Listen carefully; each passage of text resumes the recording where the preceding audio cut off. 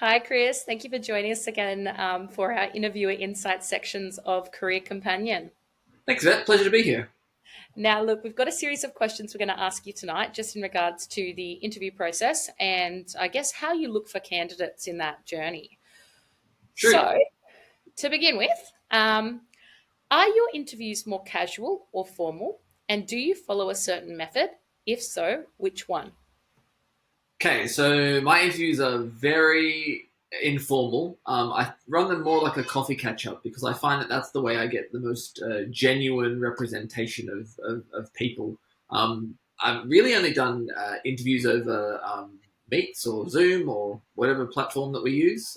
So it's kind of interesting to have it only as a 2D representation, but yeah, it's very chatty. I go for. I didn't know there was interview methods, so I don't use any of them. But certainly before I go into an interview, I've got an idea of kind of the flow of questions I want to get through, and then I make sure I leave enough space at the end to hear questions from candidates. Fabulous. And what are you mentioned something interesting there. So you're doing your interviews predominantly from video interviewing. So what are some red flags you look out for in that case? Poor. I don't think I've had any. I not certainly not from that as a setup. Like I've not Yep. had anybody wear some kind of uh, slogan T-shirt that meant that I was like, oh, I don't think this is okay. I think, at least in my experience, candidates for roles that I've been hiring for come to them as if they're interviews.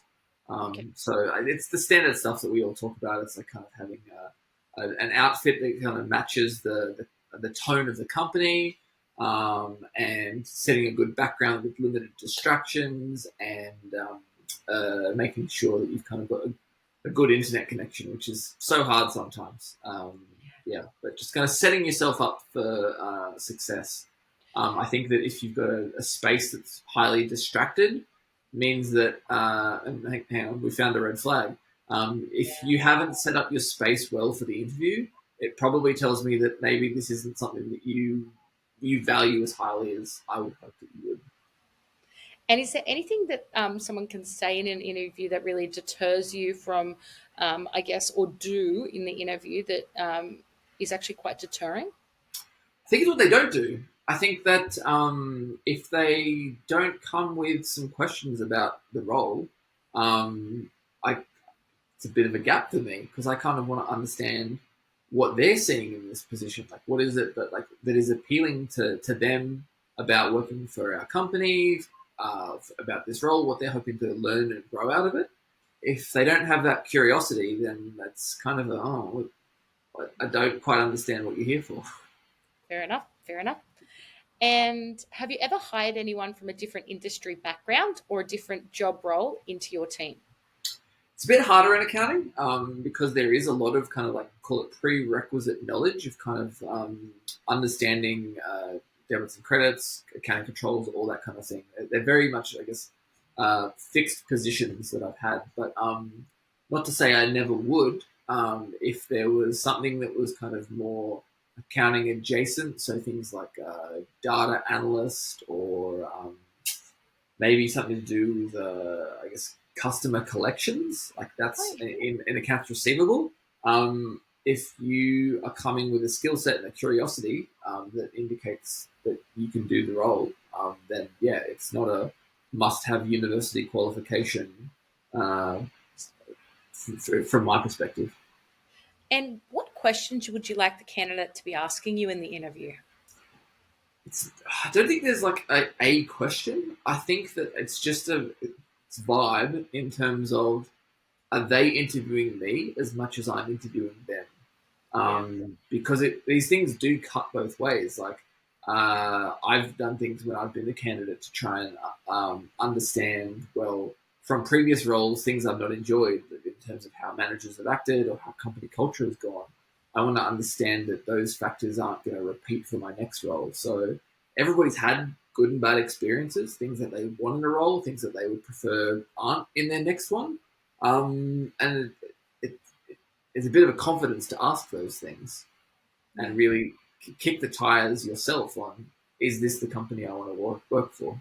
Because it works for everybody, right? If you get into the job and 3 months later you go, oh, this is the same as what I used to have, you're not going to be happy. You're not going to do your best work, and that's going to mean that the company's not getting value for them either. Nobody's happy in that situation. So, uh, best to ask those things up front rather than discover them later when it's maybe too late. I just want to push on that a bit more. Would it be a red flag to you if someone didn't actually ask you about the company culture and what it is like to work at the company? Uh, yeah, I think it would be. Like if you aren't curious about kind of like what's the tone, what's the what are leadership talking about? How accessible are managers, or like, how flexible can a company be? Um, we all know that people want those things in 2024. So that you don't ask means that you like it's a weird gap. Yeah, I And agree. no, and I don't think that there are too many companies, certainly not kind of like other than the massive ones, that do a great job about or put too much focus on like emphasizing their company culture on like websites and like public facing surfaces. So the interview is going to be your best place to find that information out. I couldn't agree more on that one. Um, how can you tell if someone is a good culture fit for your team? I think it's this concept of, and it's so hard to tell in an interview, of always kind of wanting to like fix little things along the way. It's like kind of like that broken window concept of like if you see a broken window, you want to try and get it fixed, and then kind of if everybody's doing that, you kind of have a tidy little area. So I'm looking for questions around like, tell me about a time where you fixed a process or you improved something. Now that doesn't have to be like, and I saved the company $10 million.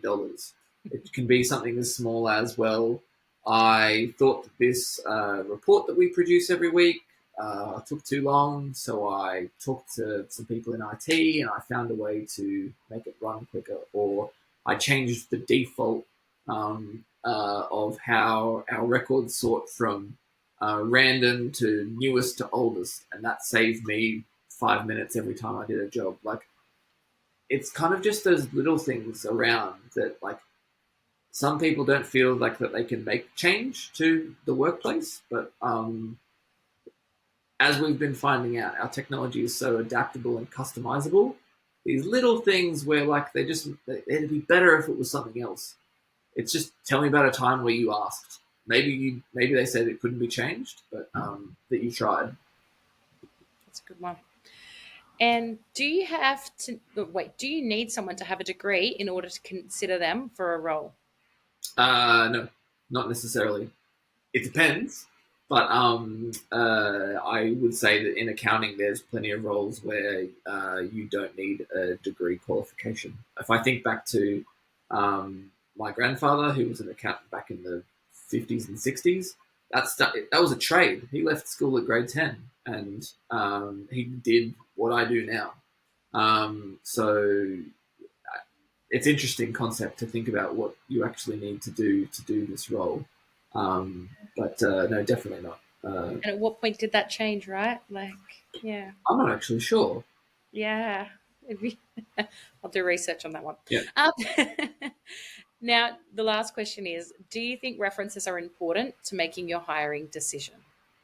No, because I've not used any of them in all of my hiring so far. Like, Wow. I think that, and maybe this is a UK thing, but I understand that most companies won't give a reference any more than uh, Sarah worked at this company from date X to date Y. They, for various reasons, I think company policies now are that we can't say any more than that.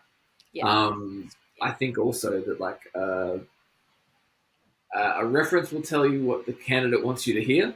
Um, so you're not going to get the warts and all story. So given that it's not a reliable witness for the best or the worst of somebody, and most of the time that it won't give you that much information, I rely on the interview that I do, and then the interview that kind of people in my team also do with people to kind of Yeah. like do that vibe check of whether or not we think somebody's going to be suitable for the role. That's interesting. So you do have a bit of a process there. So you've got yourself interviewing and then your other Yeah. team members interviewing. Do you have like a culture assessment during that interview process, or is that the whole way along? It's really the whole way along. So like as that conversation is happening, you do. It's like anybody you meet in the street, right? Like you can kind of get an understanding of kind of where they're at, how they might operate. And these things are like, there's such small vignettes. So hiring is so difficult, but like you're spending like an hour with somebody. My boss spends an hour with them. Somebody else on my team might spend an hour with them because you don't want to take up people's time with like these super long recruiting processes. And so I think we try and keep it tight. But yeah, all the way along, you're kind of thinking about like, well, we're a small team. We know um, how we work as a unit today. So if you're adding somebody into that mix, you only want it to be better, not that's going to create a friction because of something that this new person might bring. So, but it's impossible. And I just have one more question off topic as well. Sure. Bar raiser questions, do you do them? And you come in thinking someone's a salary, Mm. you speak to them. Is there any times where you go, actually, this person's worth more? I think we should be paying them more. Is there any questions you ask to really get that? You're asking the wrong department. The accounting department is like so cost conscious. I can only spend up to X, and that's all I'm spending. I'm not. If somebody comes in looking fantastic for a role, I have to go. Geez, I'd really love to employ them, but I can't pay that. So I guess I miss out. Fair cool, fair cool. All right, look, once again, Chris, thank you for your time. Really appreciate it. And we can't wait to see how you go in your career and how it continues to Thank grow. you. Maybe I'll talk to some people interview soon. Have a good night. See you. Bye.